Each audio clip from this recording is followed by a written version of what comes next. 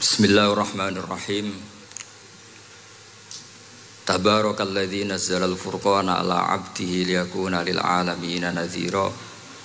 Allahumma shalli wa sallim ala sayyidina Maulana Muhammad wa alihi wa sallim asma'in amma ba'du. Makanya ahli sunnah itu luar biasa. Ada orang mati karena narkoba atau karena apa itu? Oplosan. Itu kiai cokre. Itu kiai alim biasa datang.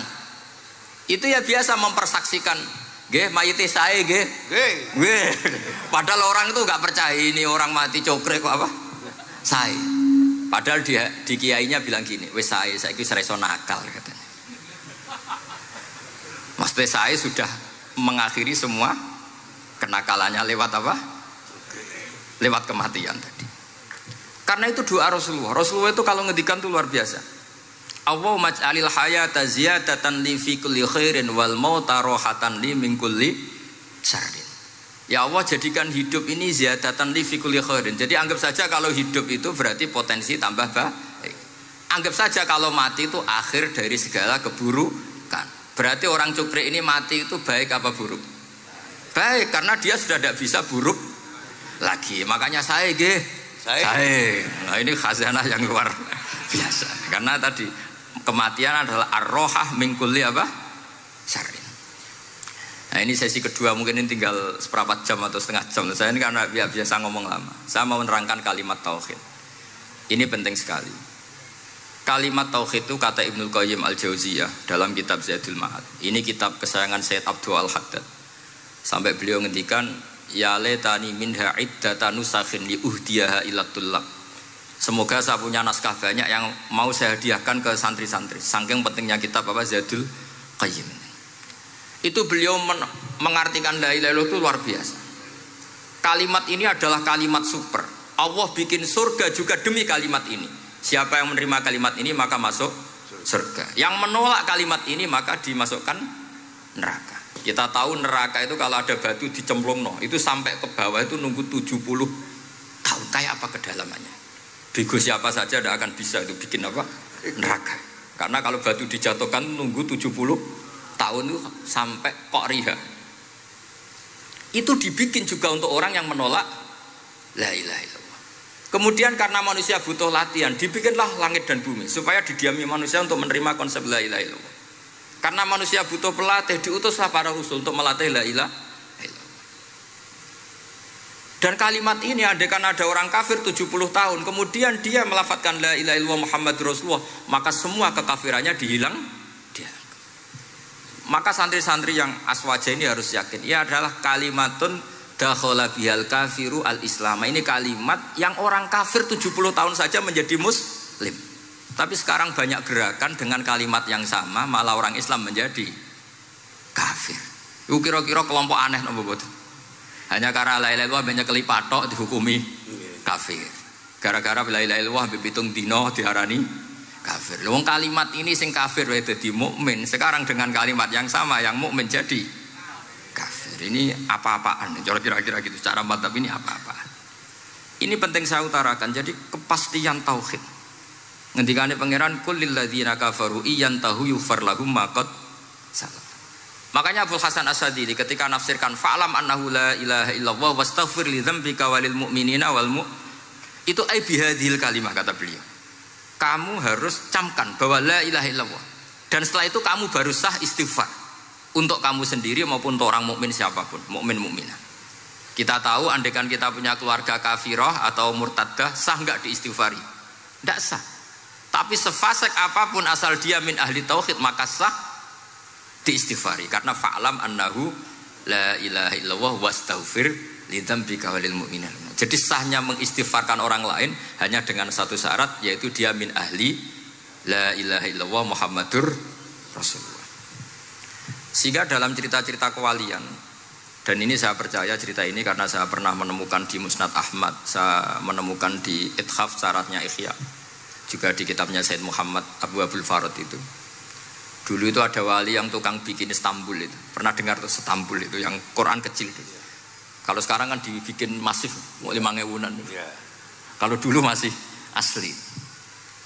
Itu Kiai Sarbini itu kayak Mbah Khalil Bangkalan. Jadi karena dia orang penting itu, nak diundang orang itu, ya engkau nak ditakoki pangeran muni rombongan. Jadi kayak Mbah Khalil juga Mesir gitu. Terus ditinggal lagi. Engkau takoki pangeran muni ngenteni Mbah Khalil, ngenteni rombongan. Ya sudah gitu dong. Tapi karena beliau terkenal wali ya.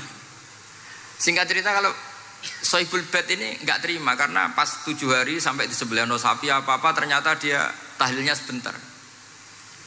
Terus kata beliau, ya sudah semua makanan itu ditimbang pakai pohon kelapa. Yang satu kosongin katanya. Kifatul mizan yang satu atau kafatain mizan yang satu dikosongin. Beliau datang yang bikin Istanbul tadi. Bilang bis itu sudah jompat kata. Sudah tinggi bismillahnya. Terus kata beliau, bismillahku ra genep ae wis ngalahno pakananmu, apalagi genep kata. Ini penting saya utarakan nanti di cerita yang di kitab Musnad Ahmad. Ini perlu dicamkan. Saya hafalkan hadis itu. Inna wa ta'ala istakhlasa rajulan min ummati ala ru'usil khalaik. Setelah dipertontonkan, fayan suruh alaihi tis'an wa tis'ina sijillan. Kullu sijillin minha maddul basar. Jadi ketika dipertontonkan itu ada satu box. Yang satu boxnya itu sudah sepanjang mata melihat. Sudah satu boxnya saja itu mislu maddil basar, sepandang mata melihat. Apalagi di 99. Terus Allah itu fair. Allah tanya, afalaka uzrun, apa kamu melakukan kesalahan banyak ini punya alasan? Enggak katanya.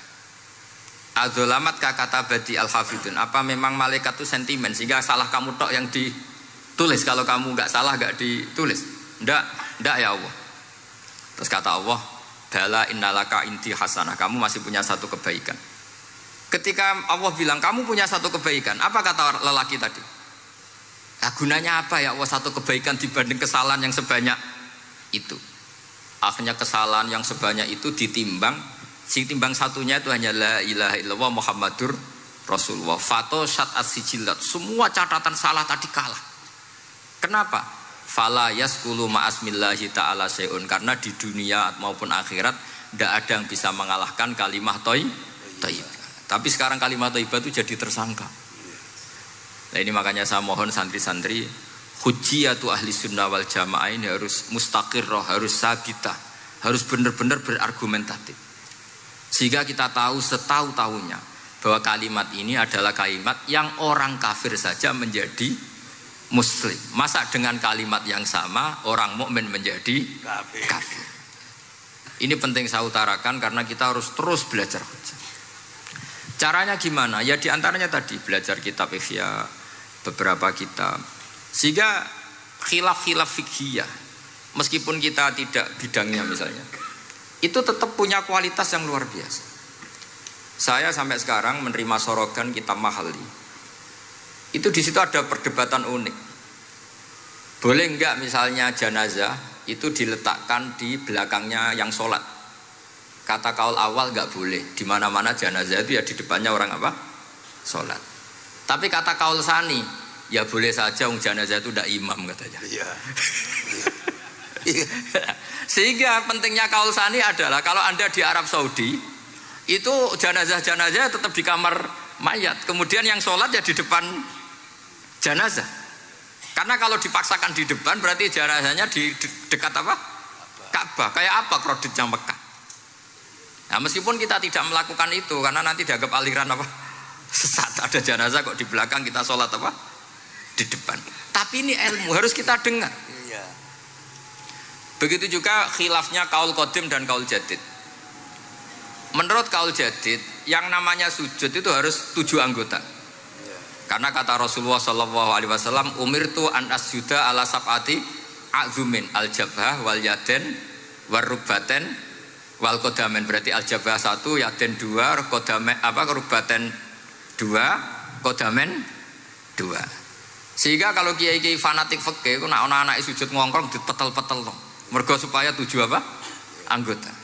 Tapi kata Imam Syafi'i dalam kaul qadim, kata beliau, wayah tahmilu, mungkin saja sujud itu cukup pakai jabhah.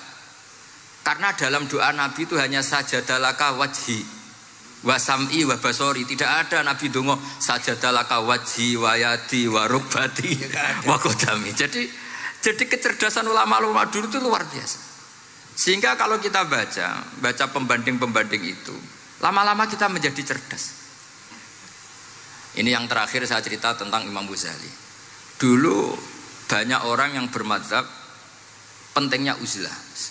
Sehingga banyak ulama yang uzlah. Alasannya kumpul wong srepot tok. Paling gak ngerasani wong lah. Minimal dosanya ngerasani wong. Singkat cerita banyak ulama yang uzlah. Kemudian umat ini dipimpin aliran-aliran sesat. Terus ulama yang uzlah-uzlah itu diparani sama ulama yang sudah jadi wali. Ya akalatal hasis, karena dia di hutan sehingga makannya hanya rerumputan. Tarattum ummata Muhammadin sallallahu alaihi wasallam fi aidil mubtadi'ah. Betul uzlah itu baik, tapi membiarkan umatnya Nabi dipimpin orang-orang yang sesat. Makanya kita terima kasih sekali Gus Ali ada di antara kita, membimbing kita, membina kita. Jangan terus dunia wis rusak tinggal nawa tidak bisa. Ini ummatur Rasulillah, ummatun marhumah, ummatun mahfudhah, ummatun mar'iyah. Insyaallah apapun kondisinya kita tunggu ini, baik dalam skala negara, masyarakat maupun kultural. Saya kira demikian. Wassalamualaikum warahmatullahi wabarakatuh.